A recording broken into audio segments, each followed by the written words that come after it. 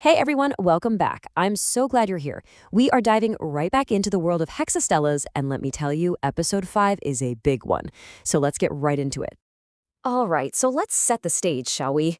If you remember from last time, Ryuji and his team just barely survived this insane battle with a massive abyss serpent.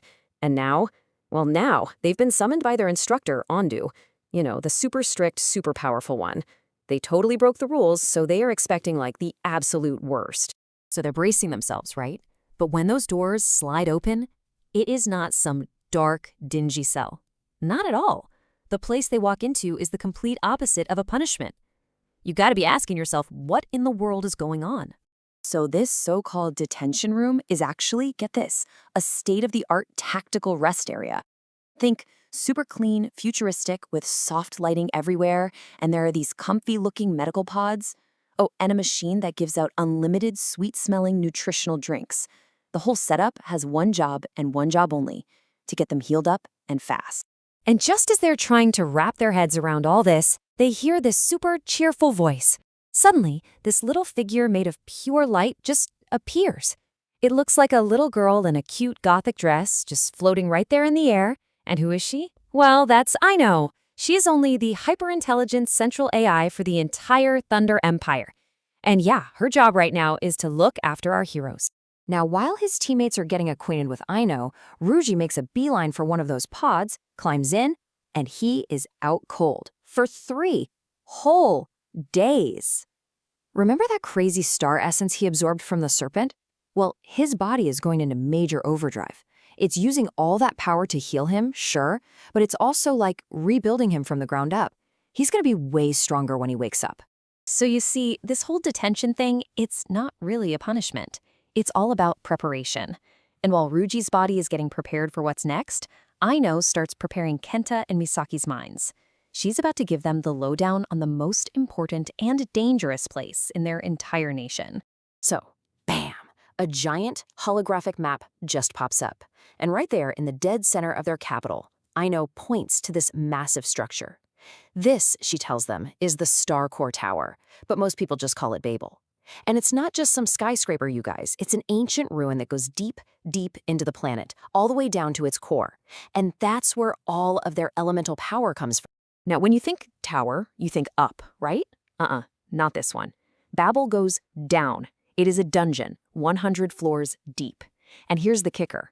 Every single floor you go down, the monsters get way, way more dangerous. It is not a steady climb. It's a steep drop into pure chaos. And just to give them some perspective, Aino pulls up some stats. Their instructor, Ondo, you know, the one they're so afraid of, her personal best all by herself is the 32nd floor. 32. Think about that for a second. 32 levels deep into that monster-infested maze. That is just, wow, seriously impressive. But hold on, because even Ondo's incredible record isn't the best at the academy. Aino reveals the top score, and it belongs to the head instructor. This guy is so legendary and feared that everyone just calls him Oni-Men, which basically means demon mask. And his record? Floor 40. The 40th floor. Can you even imagine the kind of power you need to survive that deep? Then Aino's lesson gets really, really serious. She looks at them and says, the tower is a training ground and a treasure vault, but it's also a graveyard. Never forget that. So yeah, you can find incredible resources down there, but there is absolutely no guarantee you're coming back out alive. Chilling. All right, fast forward 3 days. The door to the recovery room hisses open, and out steps Ryuji. He's stretching, and you can just tell he's feeling this new power buzzing through his veins. Team 3 is back together, fully healed and totally re-energized. They are ready to go. And who's waiting for them right outside? None other than Instructor Ondo herself. She gives them this long, hard look. Her eyes kind of linger on Ryuji, and then, for the first time ever, she gives this tiny, satisfied nod. It's pretty clear their punishment is officially over. Now, the real training begins. She just hands Ryuji a tactical tablet, no words spoken, and on the screen, their very first official mission from the Academy. The objective is laid out nice and simple. Mission: enter Star Core Tower Babel. Proceed to the 2nd floor. Objective: collect 3 Thunder Flash stones.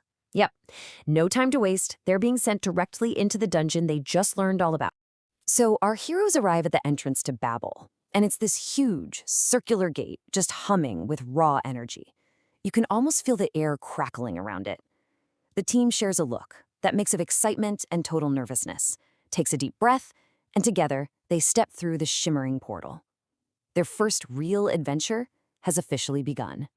And that's where episode 5 leaves us. So what's waiting for them on the other side of that gate? Well, lucky for you, we've got a little sneak peek into what's coming up in episode 6. Okay, so the first floor, it's not at all what you'd expect. It's not some dark, spooky cave. It's actually bustling with life. It's almost like a giant underground marketplace for adventurers. There are other teams everywhere, people selling stuff, and yeah, some low-level monsters just kind of wandering around. But then they head down to the second floor. It's darker here, a little wetter, and they finally spot their target. Is it some huge, terrifying beast? Nope.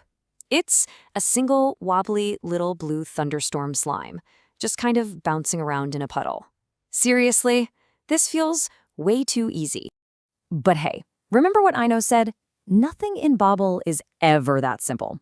Because what happens when that one little slime decides to call a few friends for backup? And by a few friends, I mean like 100 of them. All of a sudden, our heroes are completely surrounded by a whole sea of angry, zappy slimes. So how in the world are they going to get out of this sticky situation? Will they even complete their first mission? And who is this beautiful senior student we see here, getting awful close to Ryuji with that charming smile? Well, you're going to have to tune in next time to find out. Thanks for joining me for this one, and I'll catch you in the next recap.